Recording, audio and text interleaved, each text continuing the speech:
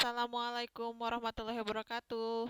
Gimana kabarnya hari ini? Semoga baik-baik saja dan sehat selalu ya. Sebelum kita mulai perkuliahan kita hari ini, mari kita bersama-sama mengucapkan basmalah. Bismillahirrahmanirrahim. Sebelumnya Ibu juga mau mengucapkan makasih buat yang udah kirim tugas pendahuluan minggu kemarin. Jadi kita bisa lanjutin ke materi selanjutnya, klasifikasi machine learning. Tapi sebelumnya, kita mau mengingat dulu materi yang udah-udah. Kalau kalian masih ingat apa sih itu machine learning dari sekian banyak definisi, coba kalian ingat-ingat lagi. Di sini Ibu mau nampilin salah satu definisi machine learning menurut Tom Mitchell di sini ya. Jadi machine learning ini program komputer gitu ya, yang belajar dari pengalaman E.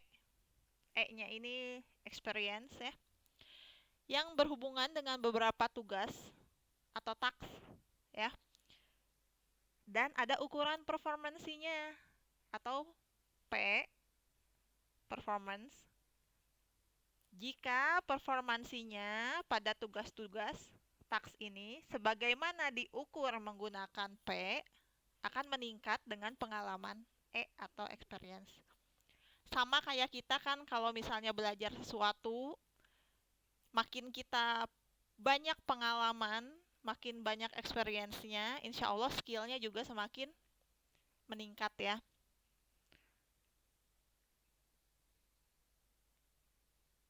Sekarang kita masuk ke dari yang udah dikerjain nih tugas kemarin. Nah, semoga bisa kelihatan ya. Apa sih jadi alasan praktisnya gitu, manfaat praktisnya penguasaan machine learning ini?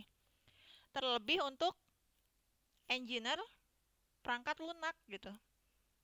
Kenapa sih machine learning ini membantu gitu? Apa aja sih alasan praktisnya? Kalau mau kita lihat ya, itu salah satunya. Yang pertama, machine learning ini punya fitur yang bisa mengurangi waktu pemrograman. Nih kita bayangin aja kita mau bikin program buat mengoreksi kesalahan ejaan. Ini bisa dimulai dengan contoh dan aturan ejaan sederhana sehingga kita bisa dapat program yang handal tapi dalam waktu yang singkat gitu. Jadi tadi apa? Mengurangi waktu pemrograman. Alasan lainnya yang kedua, kita bisa menyesuaikan produk, kita bisa buat produk lebih baik untuk sekelompok orang tertentu. Masih nyambung sama tadi, misalnya kita mau bikin program pengkoreksi ejaan ya, dalam versi bahasa Inggris, mau kita kembangin dalam versi bahasa lain, misalnya 100 bahasa populer gitu. Nah, tapi apa kita harus mulai lagi dari awal gitu untuk setiap bahasa? Kan kalau misalnya kita lakukan itu, nanti kita perlu upaya yang memakan waktu yang lama gitu. Tapi kalau machine learning masuk di sini, untuk berpindah ke bahasa lain, mungkin alternatif caranya itu kita bisa kumpulin data ya, data dalam bahasa itu dan masukkan ke dalam model machine learning yang sama. Alasan praktis lainnya, tadi udah kedua, sekarang ketiga, dapat membantu menyelesaikan permasalahan programmer yang tidak dapat diselesaikan sendiri. Maksudnya apa? Maksudnya kayak gini, kalau kita nih sebagai manusia kan, kita punya kemampuan ya untuk mengenali wajah teman kita. Kita bisa paham ucapannya, tapi kadang kita lakukannya dengan tanpa sadar gitu. Kita tahu ini si A, si B, si C, bisa kenalin wajahnya. Tapi kalau kita diminta untuk menulis program tentang itu gimana? Rasanya bingung kan? Nah, tugas ini bisa dilakukan dengan baik oleh machine learning. Untuk algoritmanya sendiri kita nggak kasih tahu nih algoritmanya gini gini gini gini, tapi di machine learning ini kita nunjukin apa? Nunjukin data, nunjukin contoh ke algoritmanya sehingga tugas-tugas si machine learning itu bisa diselesaikan.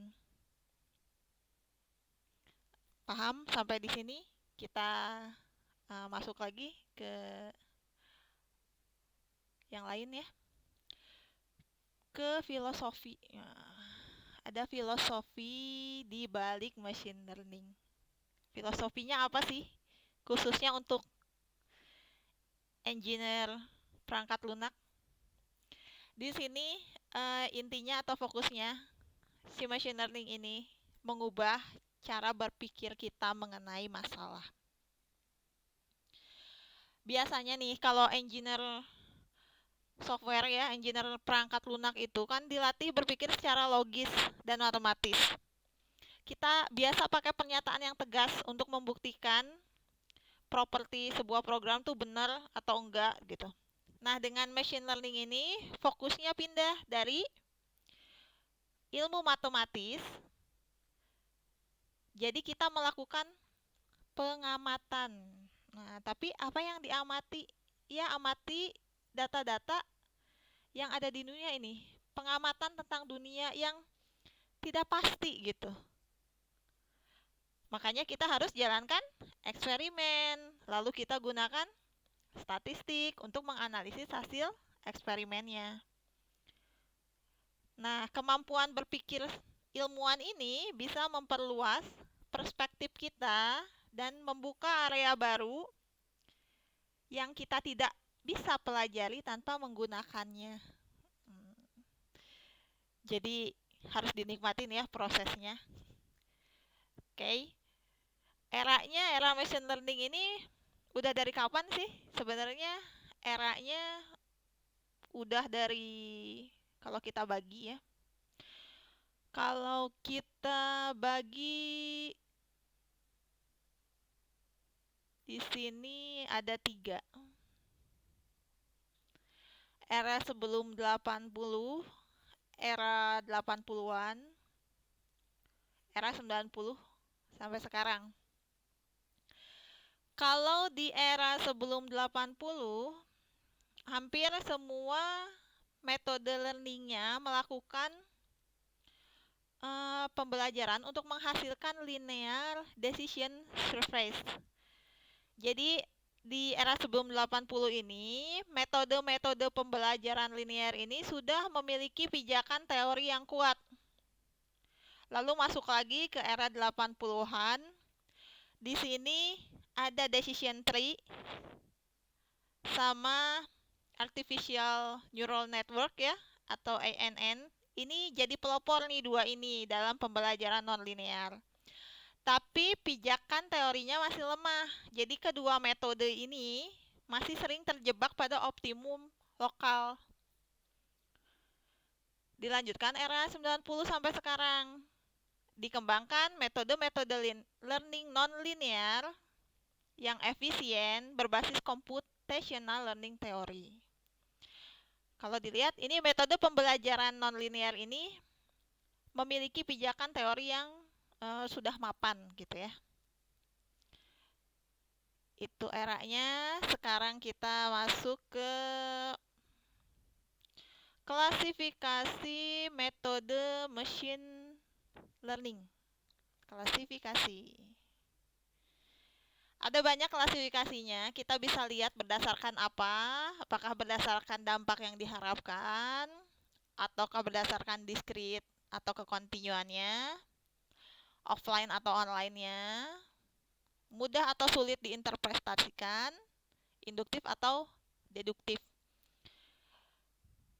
Kita masuk ke berdasarkan dampak yang diberikan atau diharapkan dulu ya. Di sini ada penjabarannya. Penjabarannya ini anak-anaknya ya. Ada supervised learning, ada unsupervised learning. Ini kurang di bold, sorry.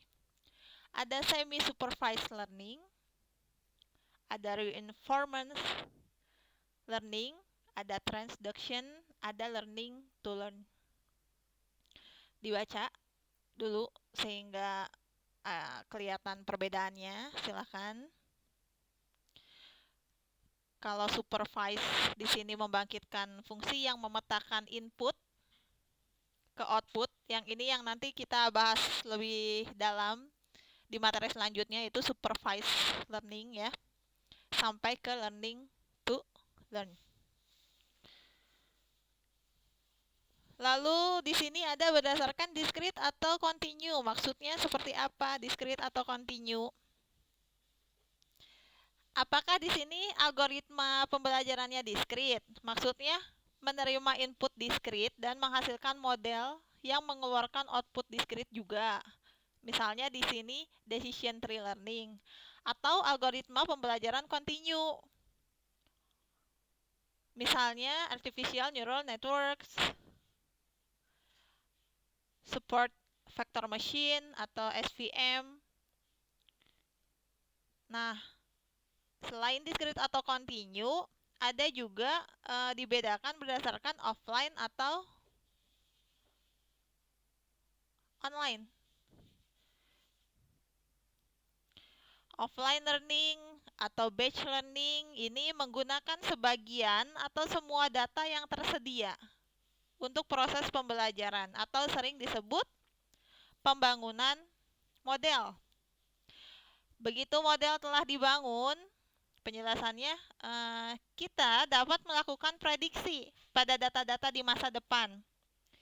Jadi di model ini biasanya memberikan performansi yang bagus untuk data-data awal dan performansinya akan terus menurun seiring waktu untuk data-data yang akan datang.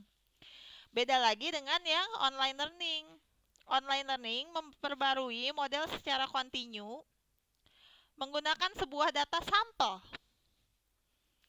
Maksudnya kita tidak melakukan pembelajaran ulang atau retraining model seperti di offline learning ya.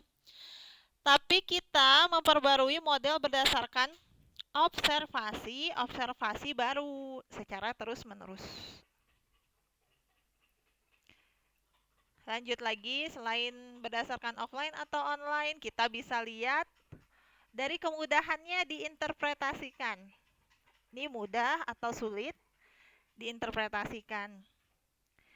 Kalau mudah artinya ya mudah dimengerti oleh pengguna.